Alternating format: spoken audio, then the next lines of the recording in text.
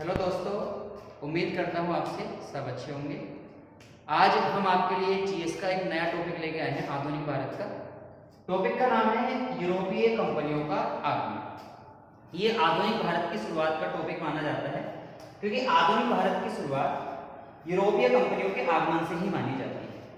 यूरोपीय कंपनियों का आगमन का मतलब ये है कि यूरोप महाद्वीप की कुछ कंपनियां जो भारत में व्यापार करने आई थी, उनका मेन उद्देश्य था कि भारत के साथ व्यापार करना। तो यूरोपीय कंपनियों के आगमन की जो शुरुआत आज व्यापार से चलती है। तो आज का जो टॉपिक रहेगा यूरोपीय कंपनियों का आगमन का रहेगा। तो चलते हैं, शुरुआत करते हैं इसकी। तो देखते हैं दोस्तों, यूरोपीय कंपनियों के आगमन में 14वीं शताब्दी की शुरुआत से ही भारत में यूरोपीय कंपनियों के व्यापार की मांग बढ़ती जा रही है। 14वीं शताब्दी के शुरुआत से ही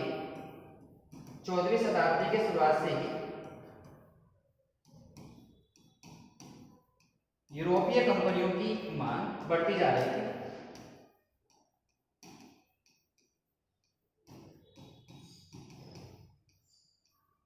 यूरोपीय कंपनियों की मांग क्यों बढ़ती जा रही थी, ये सोचना बहुत ही जरूरी है, क्योंकि 14वीं शताब्दी की शुरुआत जैसे ही हुई तो यूरोप महाद्वीप की कंपनियों का व्यापार भारत जैसे देशों से या पूर्वी देशों से, जो पूर्वी देश आते थे उनके साथ सबका रिलेशन लगाना था।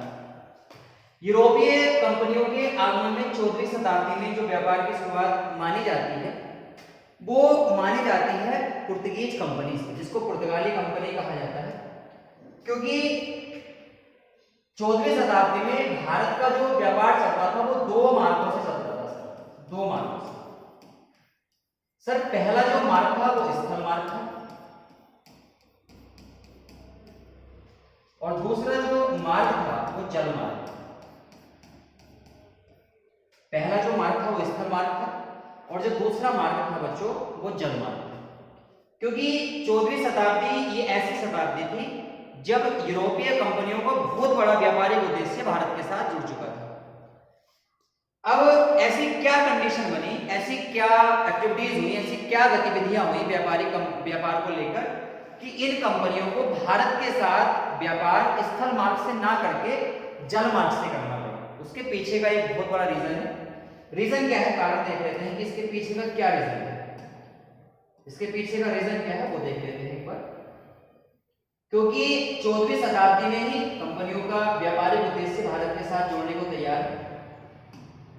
तो रीजन क्या है, कारण क्या है, पहला कारण देख लेते हैं कि क्या ऐसा कारण था कि कंपनियों को व्यापार जल मार्ग से करना पड़ा। हम बता दें 14वीं शताब्दी के कुछ सनों में, 14वीं शताब्दी के कुछ सन में, 1453 में, 1453 में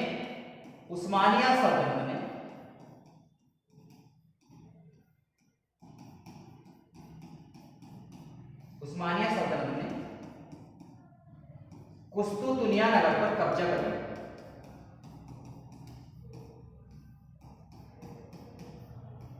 कुस्तुतुनिया नगर पर कब्जा कर लिया।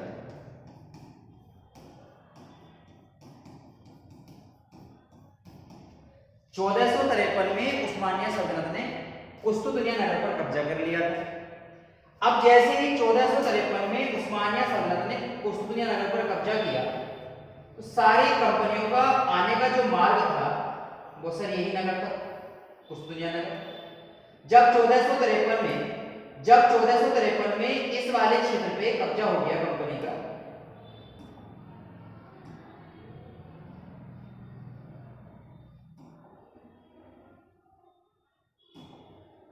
तो 1453 में उस्मानिया सल्तनत ने इस क्षेत्र को अपने पूरे तरीके से कब्जे में ले लिया, जिस वजह से जो यूरोपियन कंपनियों का एडवेंट रहा था वो उनके लिए बहुत बड़ा संकट का मुद्दा बन गया। क्योंकि ये जो सल्तनत थी ये तुर्की की रहने वाली सल्तनत थी। तो इस सल्तनत ने क्या किया था, जो भी कंपनियां वहां से व्यापार करने आ रही थी, इसी नगर पर उनका कब्जा ब्लॉक करके सर छोड़ दिया कि कोई भी कंपनी अब आगे व्यापार नहीं करेगी हमारी मर्जी के लिए। जैसे ही ये बात कंपनियों को फील हुई, ये जैसे ये बात कंपनियों को महसूस होनी शुरू हो गई, तो कंपनी ने सोचा कि व्यापार तो करना है भारत के साथ। तो हम जब भारत को पढ़ते हैं, भारत के भूगोल को पढ़ते हैं खासकर, तो भारत के भूगोल में ये देखने को मिलता है कि भारत का जो भूगोल है उसके पश्चिम में अरब सागर है और पूर्व में बंगाल की खाड़ी। यानी भारत जो है प्रायद्वीप का हिस्सा है। प्रायद्वीप का मतलब ये है कि जिसकी सीमा 3 ओर से जल से घिरी होती है उसको प्रायद्वीप कहा जाता है। तो यानी अगर हम अपने भारत को देखें तो भारत के पश्चिम में अरब सागर है, अरेबियन सी है, और पूर्व में बंगाल की खाड़ी, बे ऑफ बंगाल।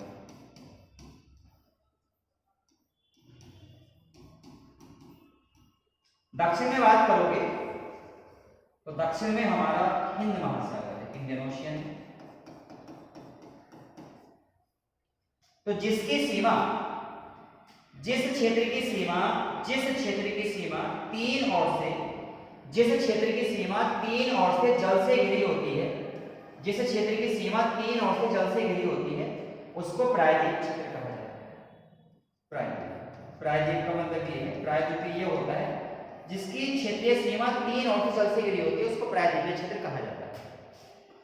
तो भारत के पश्चिम में अरब सागर है, पूर्व में बंगाल की खाड़ी और दक्षिण में हिंद महासागर है। तो कार्य यह था कि 1453 में 1453 में 1453 में उस्मानिया सल्तनत ने एक कुस्तुतुनिया नगर पर कब्जा कर लिया।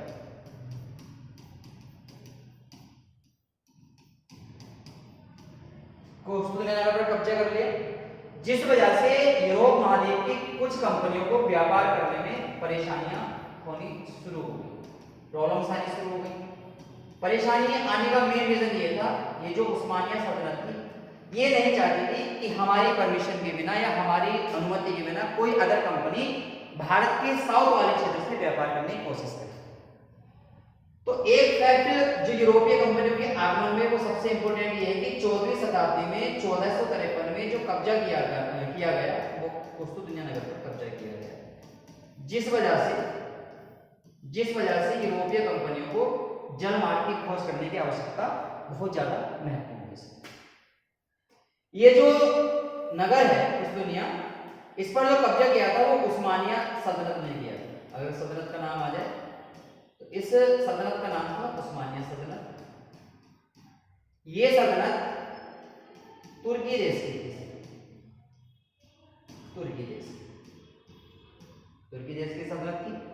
तो जैसे 1453 में इस नगर पर कब्जा किया गया तो कंपनियों का जो व्यापार था, जो व्यापार करने का जो रास्ता था, व्यापार करने का रास्ता, उसमें अड़चने आनी शुरू हुई। तो यूरोपीय कंपनी ने सोचा कि हमारा स्थल मार्ग तो बंद हो चुका है पूर्ण तरीके से, अगर हम जाने की कोशिश भी करेंगे तो आगे जो सल्तनत बैठी हुई है, जो आगे जो भी लोग बैठे हुए हैं अरेबियन सी के आसपास, वो हमको व्यापार करने नहीं देंगे ऊपर स्थल मार्ग में। तो इनको जो व्यापार करने की आवश्यकता महसूस हुई वो जल मार्ग से हुई, वाटर मार्ग से। तो इन्होंने सोचा कि हम वाटर मार्ग से जाएंगे, जल मार्ग से जाएंगे।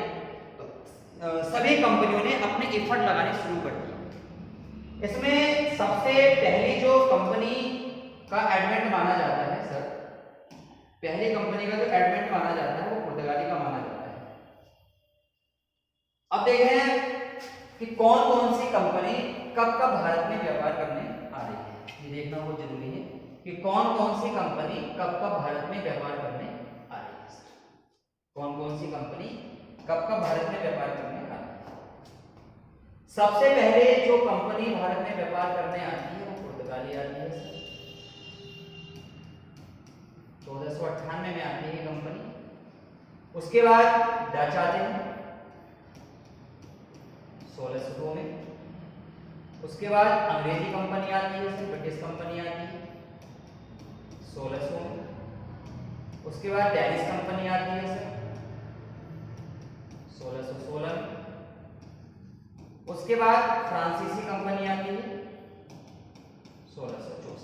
ये कंपनियों का एडवेंट है कि सबसे पहली कंपनी भारत में जो व्यापार करने आई है वो पुर्तगाली आई है, 1498 में आई है सर।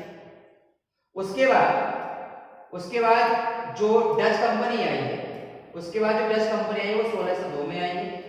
उसके बाद जो अंग्रेज लोग आए हैं वो 1600 में आए हैं।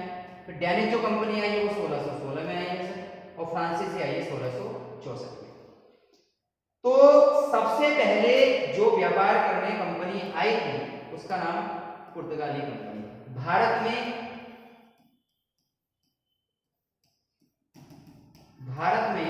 समुद्री मार्ग से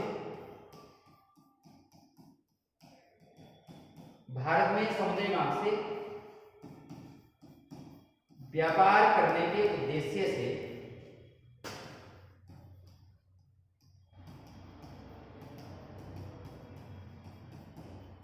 आने वाली पहली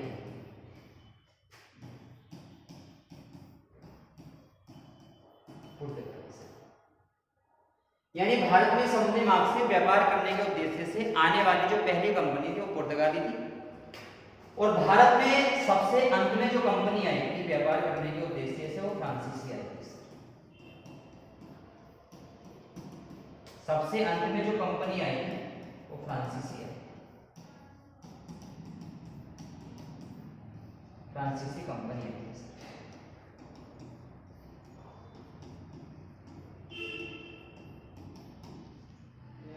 अब हर कंपनी का व्यापार करने का उद्देश्य अलग अलग रहा भारत के साथ। सोचने वाली बात यह है कि अंग्रेज लोग 1600 में आ गए थे, लेकिन कंपनी की स्थापना पहले जो मानी जाती है वो डचों की मानी जाती है, इसलिए हम डच कंपनी को अंग्रेजों से पहले रखते हैं। 1600 में अंग्रेजी कंपनी व्यापार करने आई तो थी, लेकिन पहले जो फैक्ट्री लगी थी वो किसकी लगी थी? डचों की लगी थी। पहले जो फैक्ट्री लगी थी वो डचों की लगी थी, इसलिए हम डचों को ऊपर रखते हैं अंग्रेजों की अपेक्षा। अब क्या रीजन रहा, कौन सी कंपनी ने किसको भेजा भारत की खोज करने के लिए, देखना बहुत जरूरी है। तो सर अब हम जो बात करने वाले हैं वो पुर्तगाली कंपनी की बात करने वाले हैं कि पुर्तगाली कंपनी का क्या उद्देश्य भारत के साथ व्यापार करने का। सर पुर्तगाली कंपनी का उद्देश्य क्या था? पुर्तगाली जो कंपनी है वो सर यूरोप महाद्वीप देश, यानी पुर्तगाल है, पुर्तगाल जो है यूरोप महाद्वीप का एक देश है। तो यूरोप महाद्वीप की कंपनी पुर्तगाल की, पुर्तगाली से भारत में पहला व्यापारिक उद्देश्य बना इस कंपनी का 1498 में। इसमें व्यापारिक उद्देश्य से आने वाला व्यक्ति जिसकी सबसे अहम भूमिका रही सर वो रही Vasco da Gama. Vasco da gamma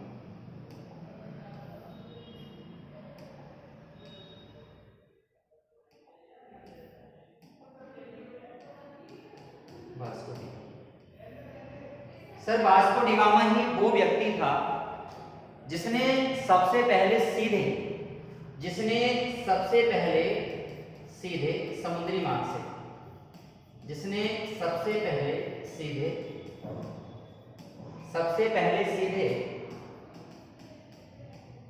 समुद्री मार्ग से भारत की खोज की।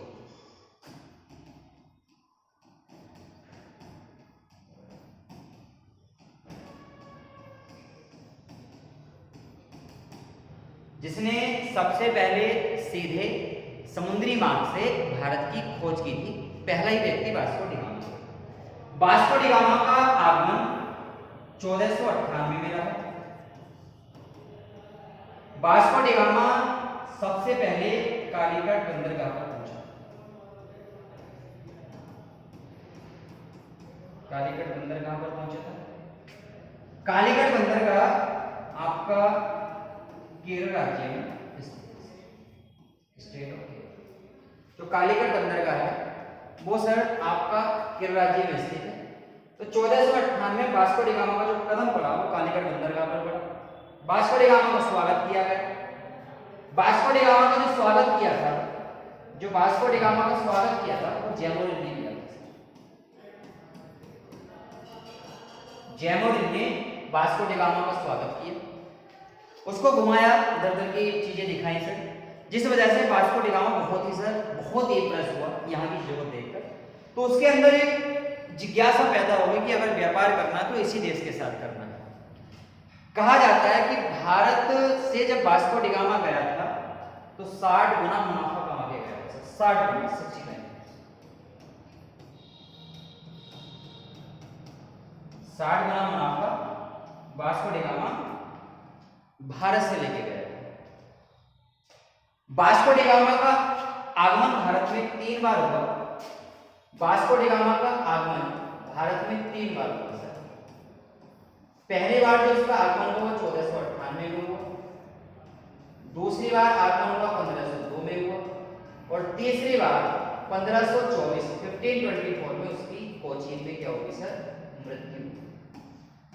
वास्को डी गामा की जो मृत्यु हुई है वो कोचीन में हुई है। कोचीन में, कोचीन केरल राज्य में स्थित है। तो वास्को डी गामा जब अंत में आया 1524 में, उसकी मृत्यु कोचीन में हुई। कोचीन केरल राज्य में स्थित, कोचीन जो है केरल राज्य में स्थित।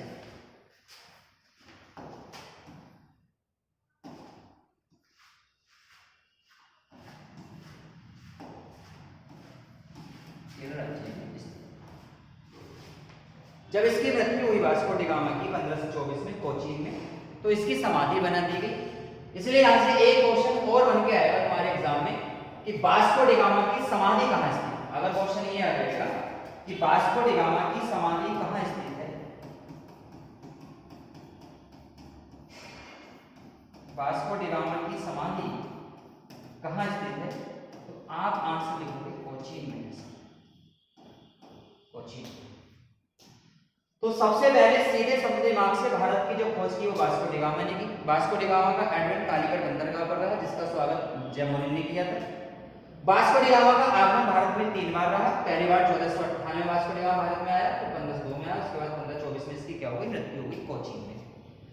वास्को डी गामा की 1524 में मृत्यु होने के बाद कंपनियों ने फिर अपने दूध भेजने शुरू कर दिए सर, क्योंकि कंपनी को लगता था कि अगर भारत की खोज का एक रास्ता हमें मिल जाए तो भारत से व्यापार करने की आसानी हमारे सामने आ जाए। तो बच्चों आज के लिए यही रोकते हैं, अगली क्लास कल करते हैं। बहुत बहुत आपका धन्यवाद। एक बार इसको आप देख लेना, इस क्लास को यही साबित कल बढ़ाते हैं। बहुत बहुत शुक्रिया।